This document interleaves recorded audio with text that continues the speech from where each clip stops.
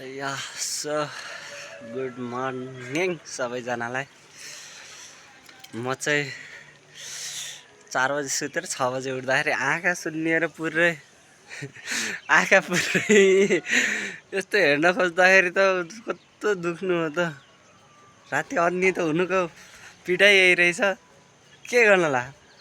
अनि म चाहिँ छु अहिले कोलपुरमा। मलाई चाहिँ एउटा बोल्न मन लाग्यो एउटा विषयवस्तु रह्यो। अनि त्यो चाहिँ के रह्यो भन्दाखेरि पास्टमा चाहिँ मेरो जुन चाहिँ इभेन्ट भयो, घटना घटाएँ मैले, जे होस् घट्यो, अब अन्जानैमा घट्यो। त्यो चाहिँ त्यस्तो केही थिएन, जस्ट पर्सनल रिजनहरू थियो, व्यक्तिगत कारणहरू, अरू केही थिएन। अनि त्यसमा चाहिँ कतिपयले गलत वेमा लग्नु भएछ, कतिपयले यसले के गर्न खोज्यो त यस्तो भन्ने सोच्नु भएछ। ठिकै हो, आफ्नो सोच हो, राख्न पाउनु भयो। अरू चाहिँ फुल भिडियो हेरिदिनु होला। मलाई एउटा विषयमा पहिल्यैदेखि बोल्न मन लागेको थियो। अब एउटा क्रान्तिको सोच बोक्या मान्छे चुप्प लाग्दाखेरि अर्कै हुँदो रहेछ के। अब बोलिहालौँ जस्तो हुने भयो के। यो विषयमा कुन हिसाबमा बोलाऊँ त।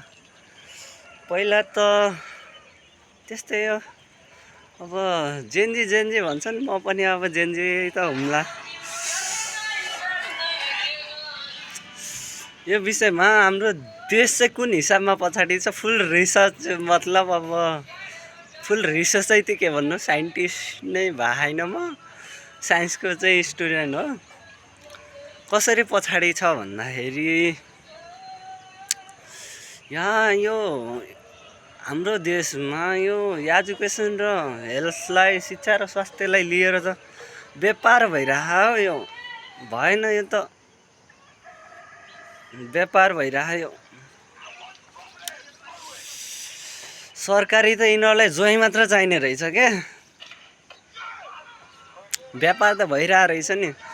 मैले त फुल रिसर्च गरेँ। अब कसरी भइरहेको रहेछ भन्नु पर्दाखेरि, अब सरकारीमा त्यत्रो सबै कसरी सम्झाउँ त हजुरहरूलाई। यो सरकारीले किन क्वालिटी एजुकेसन दिन सक्दैन क्या, सरकारी स्कुलले, हरेक सरकारी स्कुलले। मतलब सबैलाई दोष न त भएन। कोही सरकारी स्कुल यति अगाडि छन् कि सबै डक्टर, पाइलट, इन्जिनियरहरू त्यतैका हुन्छन् होला, तर कोहीहरू यति पछाडि किन छन् क्या।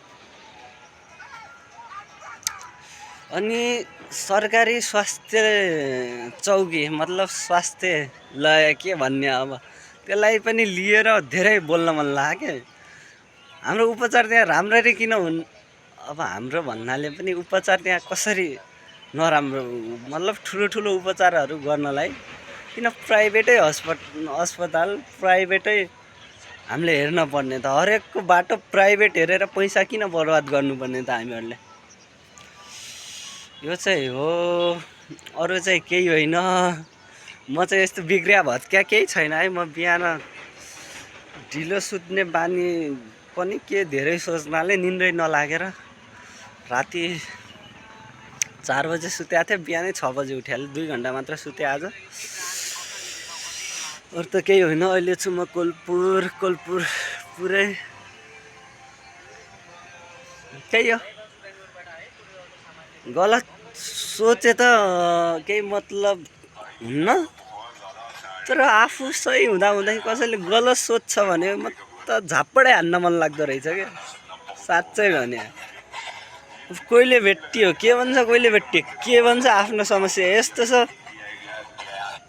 आफन्तहरू आफन्त त सबै हुन्छन्। आफन्त भनाउँदाहरू, म मेरो आफन्त भनाउँदाहरूलाई त पिड्दिन्थ्यो हो। म त रिस उठ्यो, के भन्छन्, के भन्छन्, छ्या। अरू त त्यही हो, सबै बुझे, सबै अब ठिकै छ, बुझायो जिन्दगीले। अब बिहान उठेर कस्तो बोल्न मन लागिहाल्छ क्या मलाई त फेरि बोल्ने हिसाबमा त धेरै अगाडि छु है म